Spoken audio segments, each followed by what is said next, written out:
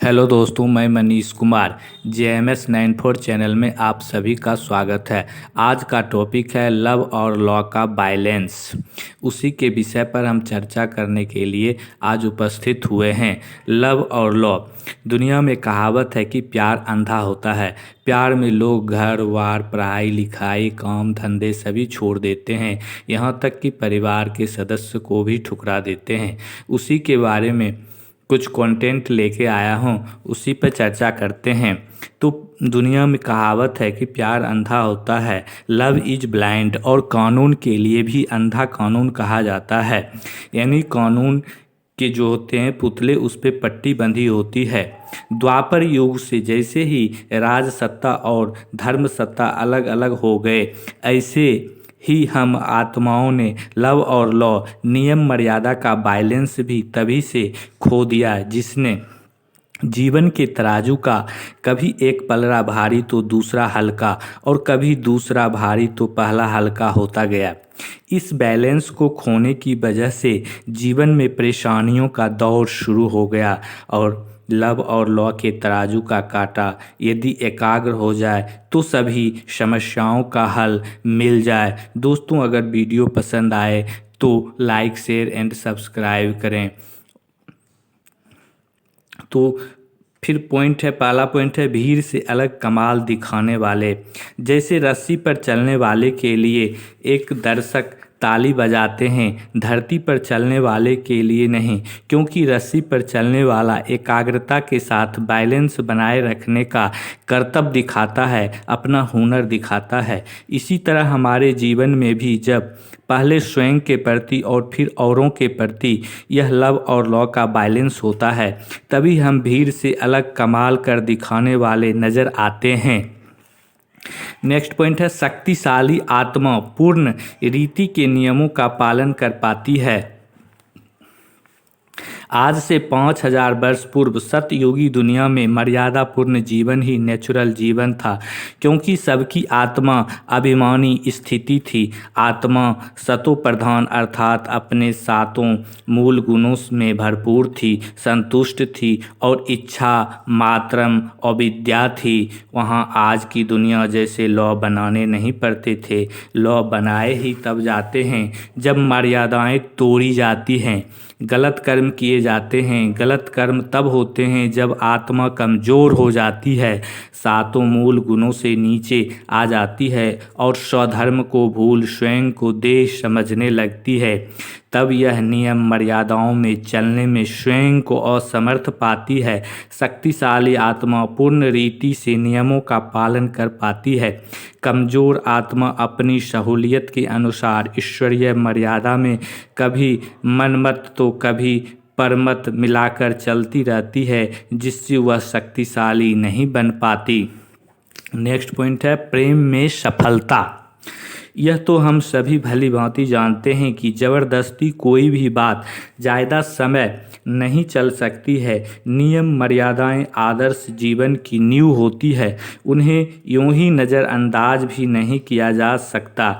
हम अपने अनुभव से जानते हैं कि हमने सदा ही उन व्यक्तियों की मत को प्राथमिकता दी है जिनसे हमारा जिगरी स्नेह रहा है, चाहे वह हमारे परिवार का कोई सदस्य हो या कोई घनिष्ठ मित्र हो या हमारा पसंदीदा शिक्षक।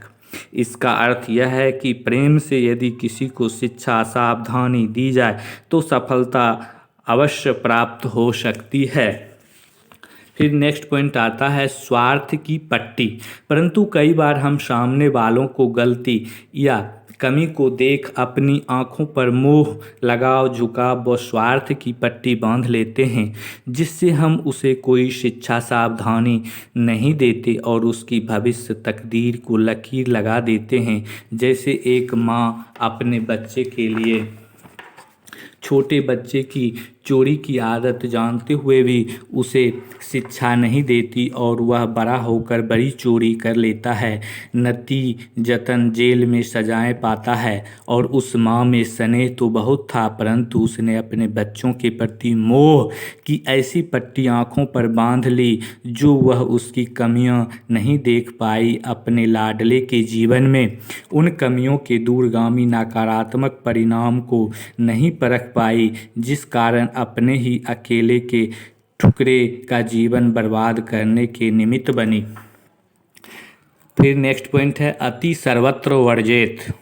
इसके विपरीत कभी कभी हम नियमों का पालन इतनी सख्ती से करते हैं व करवाना चाहते हैं जो जीवन से प्रेम स्नेह की सुगंध ही खत्म हो जाती है और जीवन रोबोट की तरह निष्प्राण रूखा भासने लगता है। यदि नियमों पर न चलें तो स्वयं से निराश हो जाते हैं और औरों को ऐसा करते देख उनसे भी नाउम्मीद दुखी खिन्न हो जाते हैं। इसलिए कहा जाता है अति सर्वत्र वर्जेत।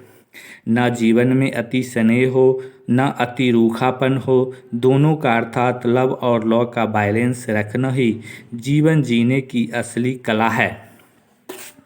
फिर नेक्स्ट पॉइंट आ जाता है परमपिता परमात्मा सर्वशक्तिमान होते भी प्यार के सागर हैं। भक्ति मार्ग में लव और लॉ के बैलेंस का प्रतीक देवियों को दिखाया गया है, जिन्हें एक तरफ तो हम माँ कहते हैं क्योंकि उनके नयनों से बरस रही मातृत्व स्नेह की रश्मियाँ सभी भक्तों को चित्त को शीतलता प्रदान करती हैं।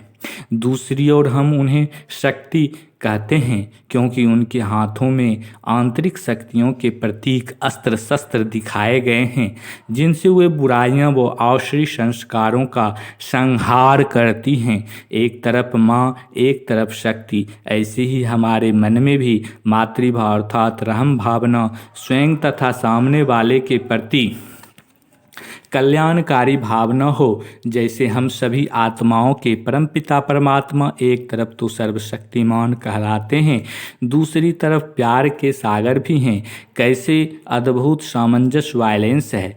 ईश्वर निस्वार्थी हैं, इच्छा मात्रम अविद्या है, उन्हें किससे कुछ नहीं चाहिए। इसी तरह प्रेम और लॉ का बैलेंस भी वहीं रख सकता है जिसमें इच्छा मात्रम अविद्या की धारणा हो, जिसे किसी से कुछ नहीं चाहिए, जो किसी भी तरह के लगाव झुकाव प्रभाव टकराव से परे हो, जो स्वयं की देह के संबंध और पदार्थों से इतना डिटैच हो, जो उसकी बुद्धि एक परमात्मा में ही एकाग्र मन मनाभव हो, जो इसी एकाग्रता से परखने की शक्ति बढ़ाती है, जिससे हम सही और गलत, कहाँ प्रेम स्वरूप बनना है और कहाँ शक्ति से नियमों को लागू करना है, इसका अचूक निर्णय ले पाते हैं।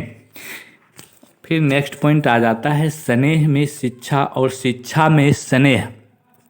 हमें ऐसा रहना है जैसे हमारे स्नेह में शिक्षा समाई हुई हो और हमारी शिक्षा में स्नेह। सरल शब्दों में कहे तो हम प्रेम की गंगा बन अविरल बहते चलें, परंतु जहाँ हमें लगे कि कोई बात ठीक नहीं तो वहाँ समझौता ना करें। जरूरी शिक्षा सावधानी देकर रात गई बात गई की उक्ति अपनाते हुए फिर उस घटना को अपने मन चित्त पर भी ना रखें।